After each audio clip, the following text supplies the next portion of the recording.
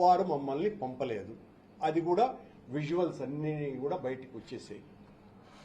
అలాగే తమాషగా నాకు ఎవరైతే సవాలు విసిరారో ఆ రాష్ట్ర అధ్యక్షుడే తోక ముడిచి ఈరోజు రాలా.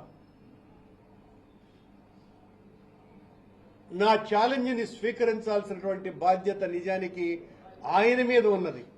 ఆయన ఛాలెంజ్ని నేను స్వీకరించినాను కాబట్టి. ఇలా తెలుగుదేశం పార్టీ, జనసేన పార్టీకి సంబంధించినటువంటి నాయకులు మమ్మల్ని ఏదో మేము ఆ ఛాలెంజ్ని స్వీకరించకుండా భయపడిపోయినాము అన్నటువంటి విషయాన్ని అందరికీ చెప్పేటువంటి ప్రయత్నం చేస్తున్నటువంటి మీకందరికీ కూడా ఈరోజు మించిపోయింది.